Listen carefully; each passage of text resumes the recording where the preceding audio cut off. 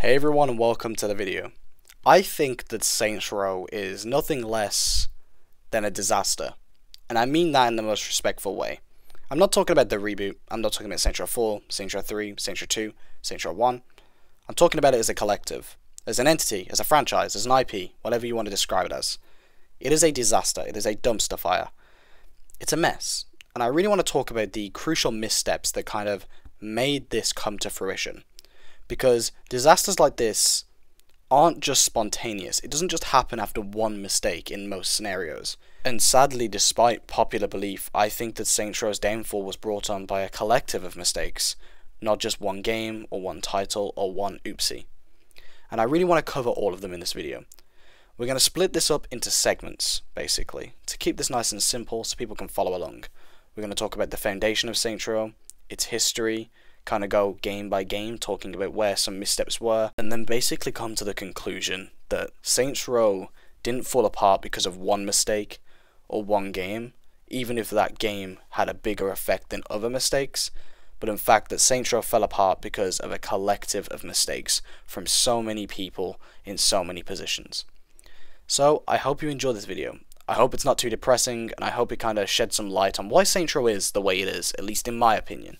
And of course, all of this is subjective. I'm talking about what I think were the mistakes of Saints Row, and you may completely disagree, and that's totally fine. Let's get into it. Now, we're going to go back to the beginning of the franchise here, and start with Saints Row 1, and the missteps that that game had. Now, I know a lot of you guys will be looking at this as like, how can the first game have any missteps? But I actually think it had several, and I think they're really important to talk about. So Saints Row 1 released a couple of years after GTA San Andreas, if memory serves me right. And I think already that is a mistake. Now, this is not a mistake that could be helped, but it is a mistake in the scenario, and it adds to the overall reason why Saints Row could be on the decline it is. Unfortunately, that title was branded underneath the GTA clone. Now, if you want a good video on GTA clones, Flippy has a good video on it. I'll leave it in the description. But GTA clone is a stupid term, but a powerful one. And sadly, when you get branded a GTA clone, you're not escaping it unless you change everything about your identity. And unfortunately, with later games, I think you see that. Another misstep I feel really happened here as well was the writing. I think that towards the end, if you didn't know, the Julius ending and how that game's ending was a fluke basically, just because of some lazy animators, really showed some bad telltale signs that these games weren't crafted with the love that they deserved. Now, I do not deny that every single Saints Row title has had a lot of love put into it, but I don't think that there's much care into doing a cop-out ending because you can't be bothered to animate some cutscenes. That to me seems so lazy and such a fluke, and sadly it's one of the things I really do think again comes back to bite them in the later games, where their laziness does catch up with them. However, despite those two things, I think Saints Row's trajectory was on the incline. I think its opinion was pretty good at the time, and while, yes, I'm not a big fan of the lazy writing or animation towards the end of the game, I don't mind it because they did follow it up in Saints Row 2. However, the main misstep from Saints Row 1 and the beginning of the series is definitely the GTA clone title, and that misstep is from the media. Sadly, I think this really does bother the Saints Row devs, as we'll talk about in the next game, which is Saints Row 2. Now, Saints Row 2 has quite a few missteps, and arguably the biggest missteps, despite maybe Saints Row 3, which we'll talk about briefly. But I really feel that this is where the whole GTA clone thing really got to them, and it showed that it got to them. Now, the Would You Rather trailer is pretty badass. No one is denying that. A very funny and cool piece of Saints Row history. But it's also, to me, acknowledgement that the GTA clone thing bothered them. It was very clear that they weren't going to take it lying down, and they're not willing to fight back and change and do things to retaliate this. So they made that trailer kind of showing people that they're not a GTA clone, they're better, they wanted to be better, they wanted to improve. And this Would You Rather trailer was a funny parody on GTA 4. Now again, I think this was a good move, but also a misstep. I think on one hand, it was very cool for them to go, fuck you GTA. We're not a GTA clone, we're better, which is what they were kind of showing in that trailer. But on the other hand, I think it was a misstep in the sense that all they have done by associating with GTA is, as I said, associated with GTA. Sadly, I feel with them showing that they're nothing but a competitor to GTA, and that they're taking their GTA clone to heart, I feel it only kind of furthered the dialogue that Saints Row is nothing more than a GTA knockoff. And this is an issue, because while I and other dedicated Saints Row fans know that Saints Row is so much more than just a measly Saints Row knockoff, by constantly associating yourself as GTA's competitor, people will do nothing but compare you to GTA, and by making public trailers like this, I feel maybe only furthered that along. And again, while I think it was a badass response and a very cool idea to fire back some shots, it just further associated them with GTA. And again, I do think this comes back to bite them later on. Following this, I also think the next biggest misstep, and again a recurring misstep, was lazy writing. Now, whilst the writing in Saints Row 2 was actually pretty decent, I think we all know what I'm about to bring up, and that is Dex. The whole Dex saga ended in the worst possible way, with it being completely unanswered. And whilst I don't know which game to necessarily put fault on here, was it Saints Row 3 for not answering what happened to Dex, or was it Saints Row 2 for setting up the situation and not resolving it in the same DLC, I'm going to put it on both. I think Saints Row 2 really probably should have just solved the Dex saga in that game, or at least followed through with the next title, which is Saints Row the Third. Unfortunately, before we move on to Saints Row the Third, there was another misstep in Saints Row 2, arguably what I would say the biggest one is, and that is the downgrade of multiplayer. To me, this was a really big decline from the first game, and whilst I perhaps didn't experience it because I was very young at the time when Saints Row 1 and 2 multiplayer was really popping, having played both of them, I know which one I much prefer, and whilst I don't think Saints Row 2 is an awful multiplayer experience, it's very clear that a lot of the elements that made Saints Row 1's multiplayer and community, which is important, so great, didn't come back. And sadly, it's one of the very few bad points I actually have about Saints Row 2. But moving past that, we come to the biggest misstep in the entire history of Saints Row, and that is Saints Row 3. Now, this game, in my opinion, ruined everything. It was my first Saints Row, it was the most successful Saints Row, and it was the biggest mistake the franchise could ever have, because this took every single bad point I mentioned previously about the past two games, and brought them to the peak in this game. They let the GTA clone thing get to their heads so much they changed their entire identity in a soft reboot. And that really shifted things. That really started the downfall, and it split the community in an instant. One title release split the community in half. OG fans and the new fans, if you want to call them that. This to me was the biggest mistake, because this separation in the community has only made things worse. And sadly, it only got worse from this point on. So not only did the entire identity change based around a criticism that shouldn't have been there in the first place, they basically downgraded the multiplayer into complete obsoleteness. There was no multiplayer, just co-op, further breaking that community bond between the old games and the newer games, as a vital form of play isn't here in this newer style of game. So pretty much every Tony Hawk Pro Skater fan went, "Fuck this game, I'm going back to the original too." As they always will. Wrong series, sorry. But basically, all the original fans of the older games went, "This game hasn't got a stable multiplayer, this game is not the style of game I want, and most importantly, it hasn't got cohesive writing to even answer the DLC I fucking paid for. I'm gonna just stick to the original. They seem more true to the Saints Row I enjoy." And sadly, this only follows through with the fourth game. But we're not just done. I think the big misstep here was how well Saints Row the Third sold. Unfortunately, it was the most successful title, which meant every single publisher, developer, everyone went, "Wow, this game was a success, it was a hit. Let's do more of it." And that right there, that ideology of this game earned money, let's do more of it, really brings the series to its knees. So there it was, the peak of Saints Row, and the old fans hated it. Unfortunately, this height that Saints Row has reached didn't even please its own fans, but it sold well, and it did well, so they were going to pursue it, ride out the hype, and further fracture the community that laid before it. Unfortunately though, this game did not sell well enough to save THQ. Saints Row 3 was a financial success, but the company was still going under, which meant the IP was being given to Deep Silver. Something later that I think we will reflect on in an interesting opinion. But just before THQ went under, I would say the biggest misstep happened, and what made this series even more of a mess continued. and that was the idea of Saints Row 4. What was originally a joke got turned into a full game since they didn't have enough money to make a full game.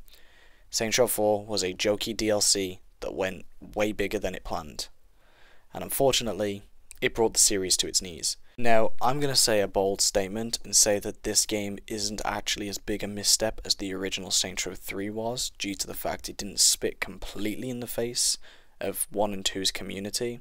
It did have some callbacks to those first games. It did show that Saints Row was still somehow kind of in touch with its roots by bringing back some older characters, but it still wasn't the Saints Row people wanted, and it wasn't the Saints Row people needed.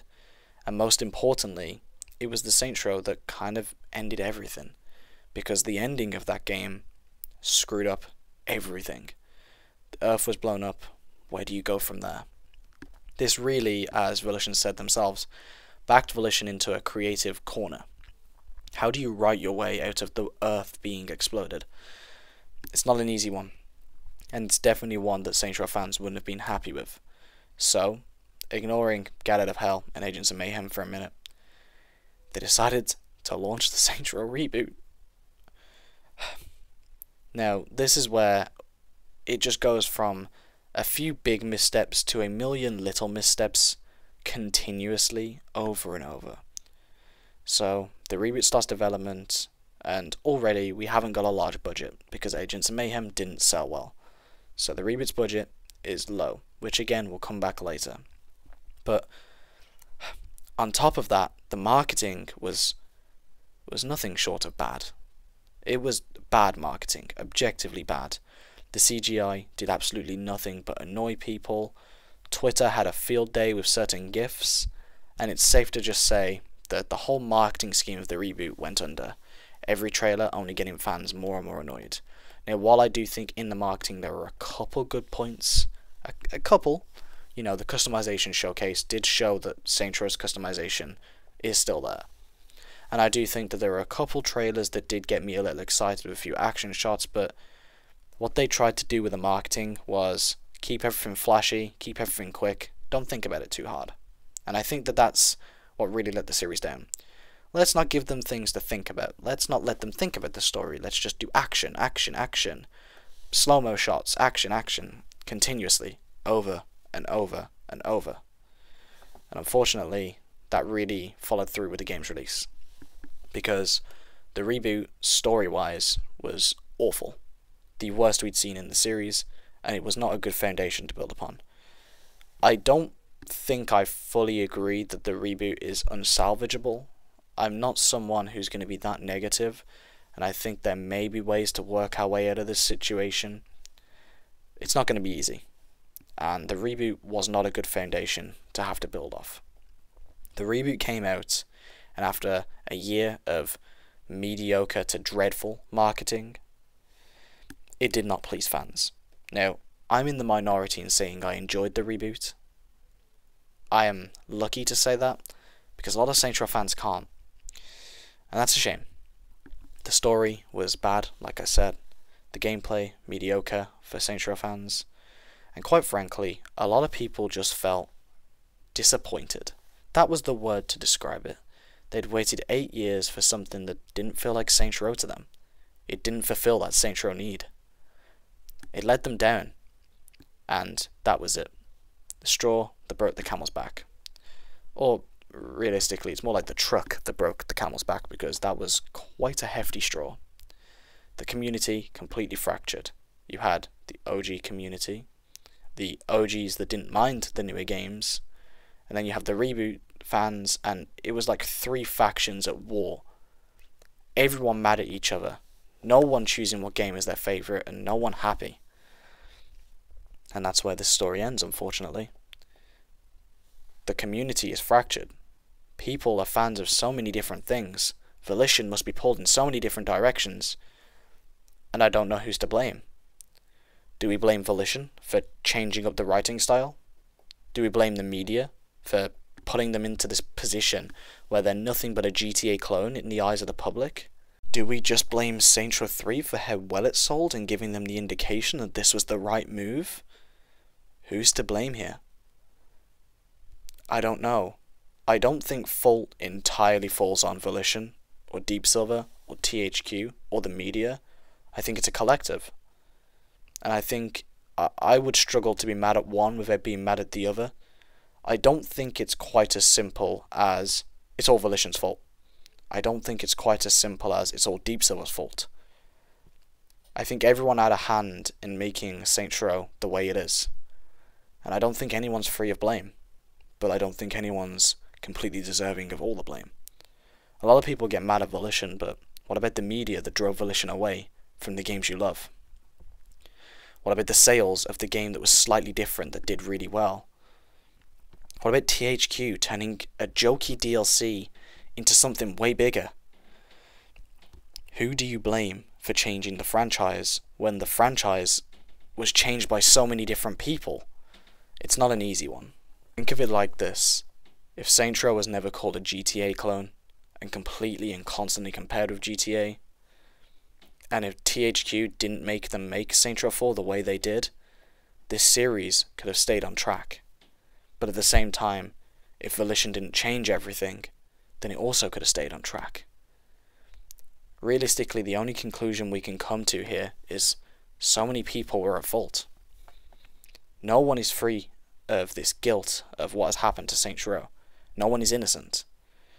I think we're all at blame for parts of that because, hell, sometimes we aren't the easiest fan base to please. And sometimes we are. There's a lot of people pulling Volition in a lot of different directions. And not just community-wise. A lot of publishers. A lot of third parties. The media. The fans. Publishers. Embracer groups. The devs. So for me, the conclusion I come to when looking back at the history of how many mistakes happen from so many different people is, you want to know who's to blame? Truly? Everyone. Everyone's at fault. Some people had bigger parts than others, but at the end of the day, they all put their hand in, they all moved it, they all messed with Saints Row, and now we have Saints Row the way it is. And these same people are the only people that can save Saints Row. You want Saints Row to be saved, then we have to depend on the same people that ruined it. And I say ruined not even in the personal sense. I love all the games, even the reboot. I say ruined purely on the community sense, and speaking on behalf of the community. Because if this was my opinion here completely and entirely, I don't think Saints Row is ruined. I think it's okay, but it's not always about me. And truthfully, the community matters. And everyone else's thoughts matter too. Doesn't matter if I'm pleased with the games. If people aren't, then that's important. And I think that's really key to understanding this. And all I can say, and all I will say in this conclusion here before I hop off is just, I don't think any one entity is to blame for what happened to Saints Row. But I really do think it can get back on track if they work hard and really listen. And we don't have a ton of people interfering with the product. No media, no publishers, just listen to what the fans want. Because that is what will save this community, this IP, and this franchise.